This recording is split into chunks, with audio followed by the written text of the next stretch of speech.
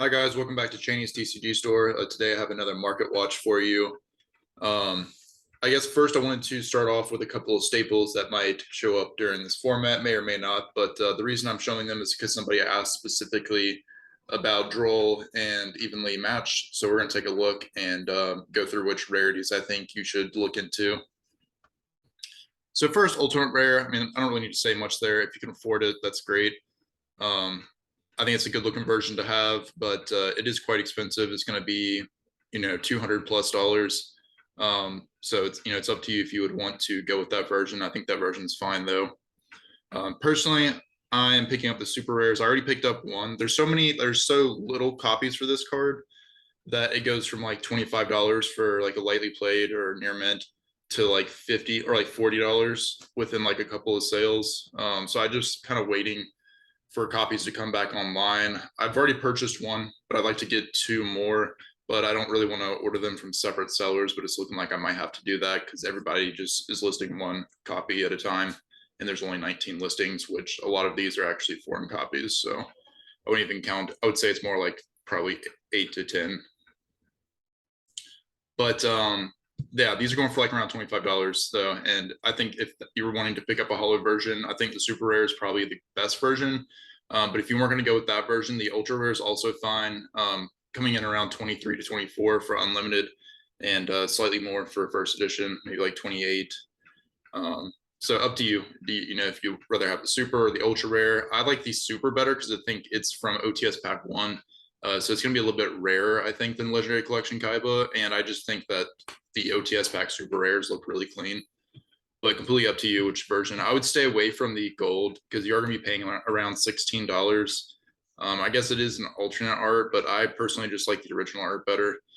And maximum gold, like the cards they taco like pretty easily, and they just don't like stand the test of time as far as they get a lot of edge damage like whitening. I would just stay away from it. You get commons for around 15. That's not bad if you're looking to go on a budget. I would just stay away from that personally if you can, because if it gets reprinted as a common in a structure deck or anywhere else, this card's going to fall out really hard. If you're lucky, sometimes I see these. It's been a while since I've seen this structure deck, but I think I saw one probably like 8 months ago at a CVS randomly, and then I just picked it up because they were selling them for $10. So if you see like Order of the Spellcasters, just pick it up because you're going to get your money back just on Droll Lock Bird. And then Star Strike Blast is looking around 18, which is not bad either. I think I would much rather just have the rare than the common, but even from that point, you're looking at about $5 to $6 more to just get like a holo version. But yeah, I guess in summary, the super rare, the ultra rare preferably is what you should invest into. Evenly matched. So you also mentioned that the guy that asked me about evenly matched wanted to know which rarity he should get. I think secret rare is definitely the safest as far as investment wise. It's also going to look the best too. I personally have the 2018 Megatens. I do not have the original print, but I mean, the Megatens are actually really low in copies, and I think they're really short printed in the 2018 Megaten. So I think that the Megaten version might actually be more rare than the original print.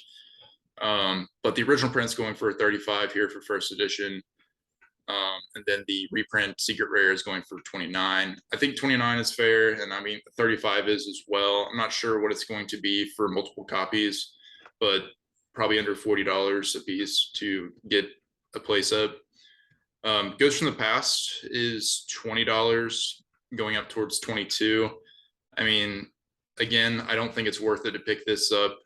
It's the newest copy out. Wasn't really that short printed. I guess it's about a year old now, and it was down to like $10, $11. And I said it would be perfectly fine to pick it up at that point because I did think it was going to go back towards 20, where it's historically been. But yeah, I mean, for $5-6 extra bucks, just get the secret rares. And then dual power is 25. Again, like especially for this, like it's not worth spending 25 when you can get the reprint secret rare for 29. But these are all pretty low on listings. Do I think that this is going to take off this format? Probably not, because there's going to be a lot of negate based boards, and I can't remember if this card can be negated. Let me look real quick. It's been a while since I've read this card. I don't really play it that much anymore.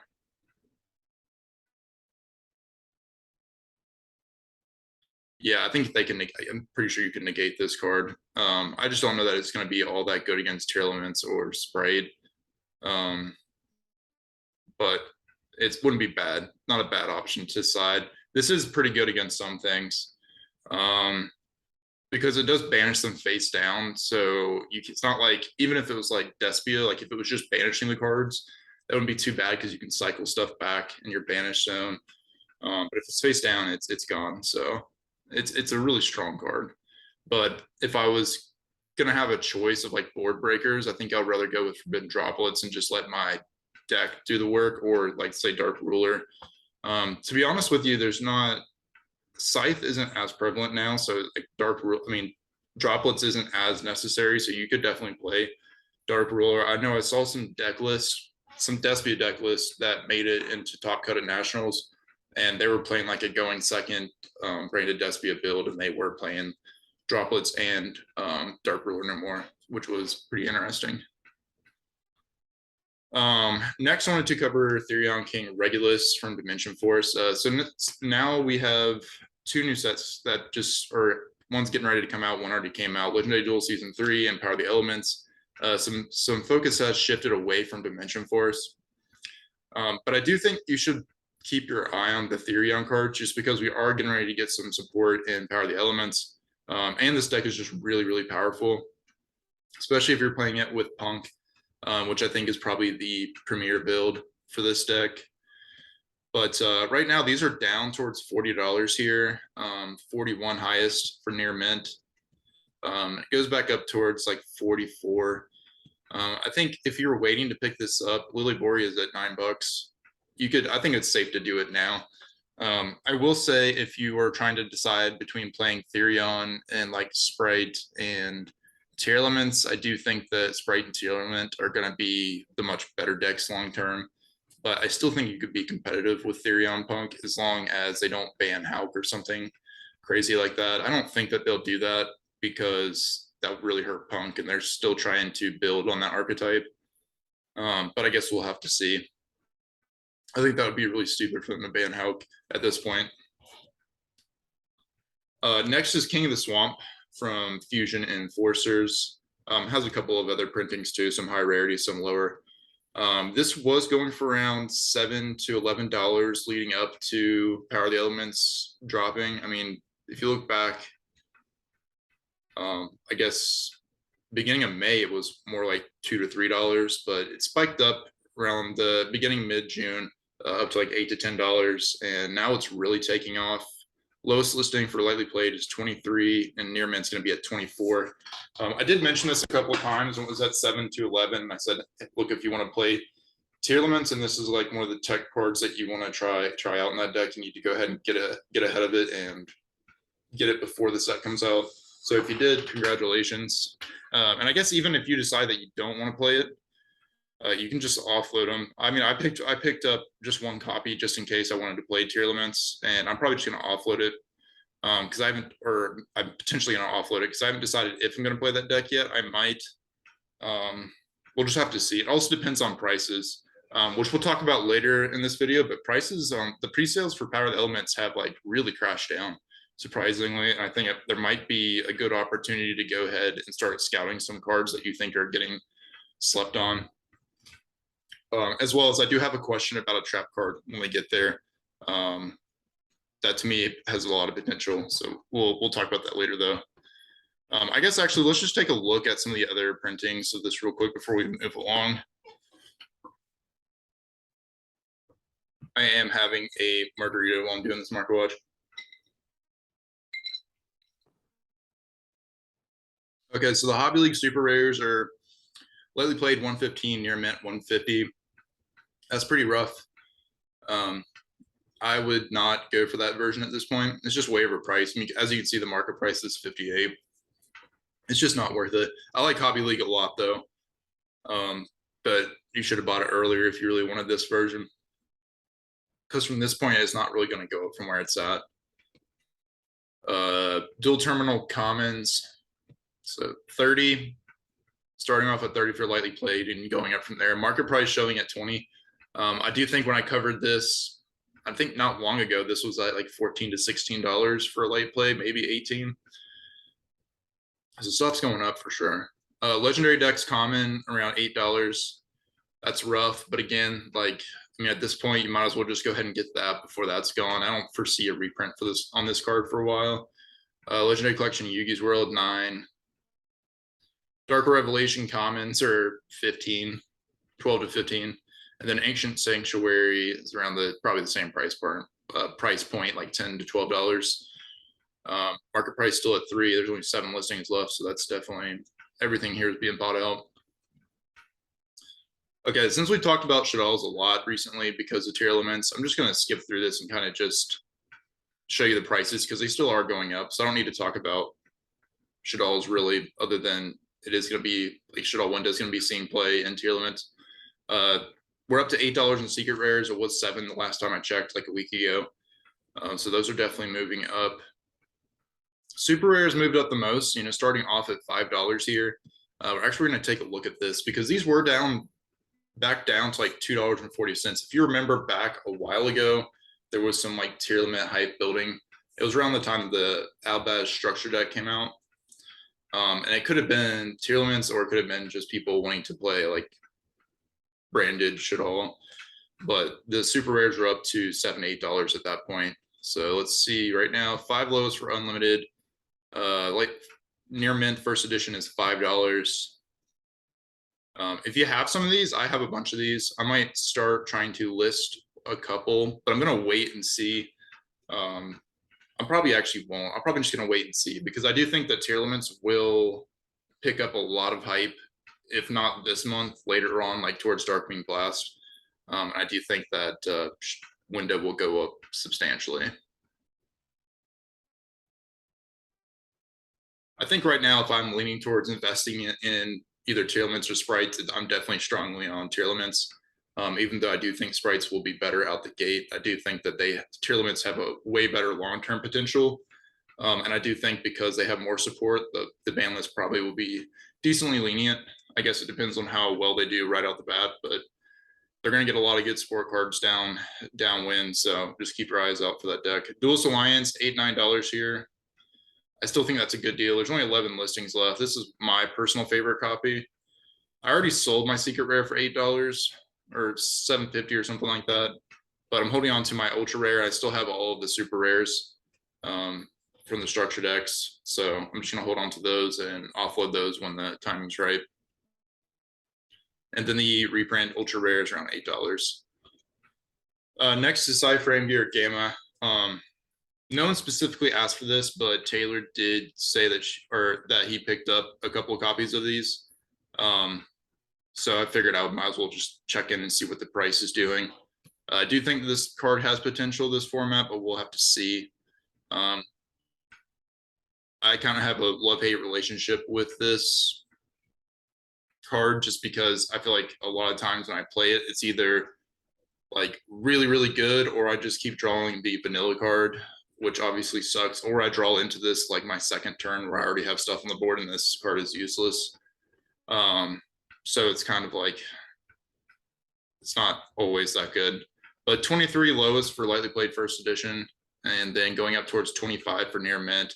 There's actually a good deal here for $23.50 a copy. You can get a playset, and then you just pay the 99-cent shipping. That's probably the way to go if you wanted to go ahead and pick up a playset. I don't think it's going to go much lower than this. I think the bottom for this card is $20. But we've seen before when this card is seeing play, it goes up towards 35, towards 40. I just think it's a great card to have. Any of the other versions are fine too. I definitely suggest having some copies around. And same with any hand trap. Always buy up a few copies when they're not seeing play, when they're cheap. Chaos Hunter, Storm of Ragnarok. So this secret rare has been going up in price. I think it's related to tier elements, I would think, and probably branded as well.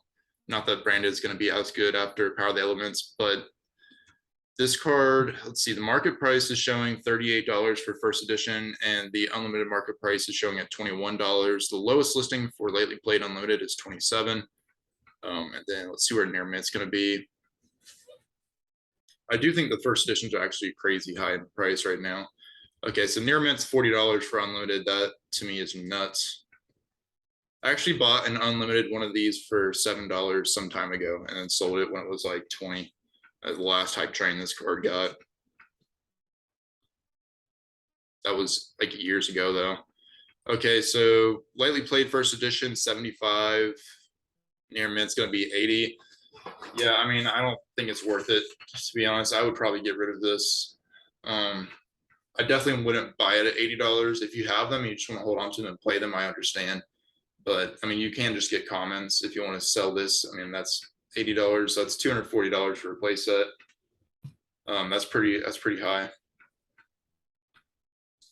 Foolish Return. So I wanted to take a look at this because I don't think this card will see play necessarily, but I do think that this card could see some hype. It just seems like one of those cards. I think this did get hyped up at one point. Yeah, in May it went up towards 10, but it's back down towards like $2 to $3. But basically, it lets you select one card in your opponent's graveyard and shuffle it into their deck. So, I mean, I think people were speculating like back in May that you could snipe tier limit cards and put them back in the deck, or even do that with Splade as well. It wouldn't be as effective against Splade. It would be pretty good against Despia, to be honest. That was probably the initial hype, because if you pitch back like their one Despia card or their one Albaz card after they use their branded fusion, it's pretty devastating. So 3 lowest here, and then going to 4 for near mint. There's a couple copies at that price. Bottoming out here towards $5. It's something I would probably pick up. Make sure you have like a good play set of. It's a card I've been meaning to pick up and I just keep forgetting about, but I do plan to get a play set. Investment wise or play wise, who knows? Probably wouldn't ever play this card, but I do think it's a decent investment and it looks cool, like the artwork. So getting towards the end here, I know we looked at Power of the Elements in depth yesterday, but a lot has changed in prices overnight. So I wanted to kind of look and see if I could give you some advice about how to go about getting singles. So let's go ahead and refresh real quick. Make sure this is all the way up to date.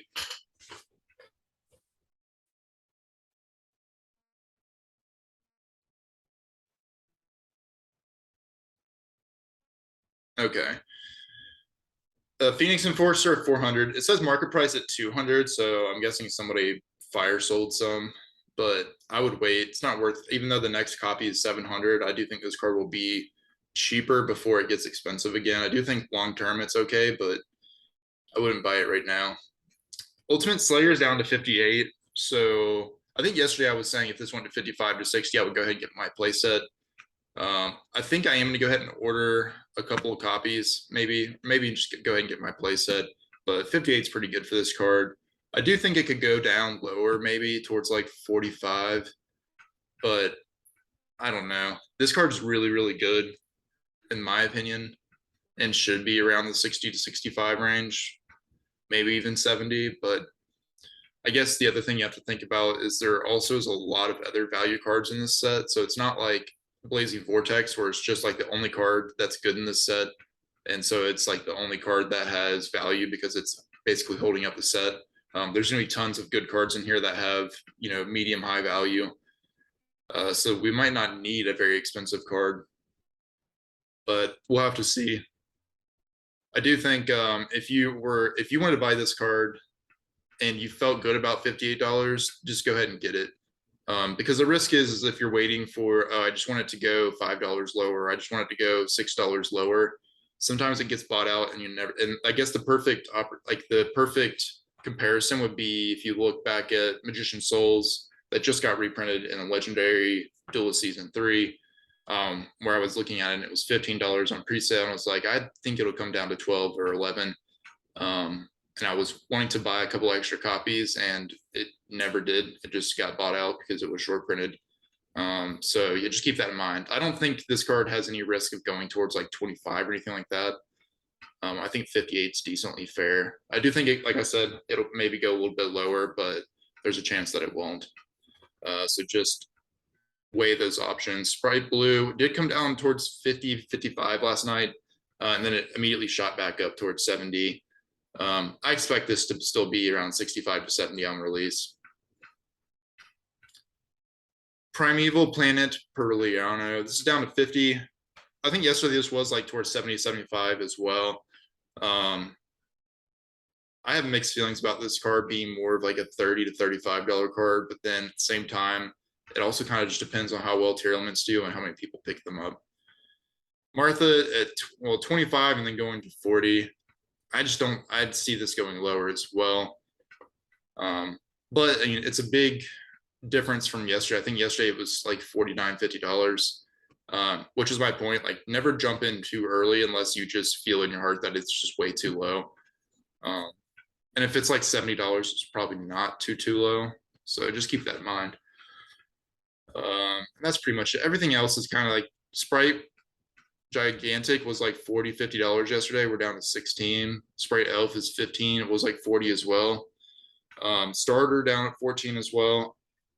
I mean, these are decent prices, honestly. It's not great, but it's not too bad. If you wanted to lock in some of your Sprite stuff, I would understand. But I do think it'll probably go a little bit lower. But I'm actually surprised people are pre-selling for like what I would call like an okay price. I guess that's really all we'll look at for this set. I did want to point out real quick that Evil Hero Adjusted Gold looks like it's kind of moving for the Brothers of Legend because it did get short printed in Legendary Duel Season 3, and I mentioned this yesterday. I would go ahead and pick up these secret rares for this and Malicious Bane because the price was already suppressed by people knowing that this was going to get reprinted.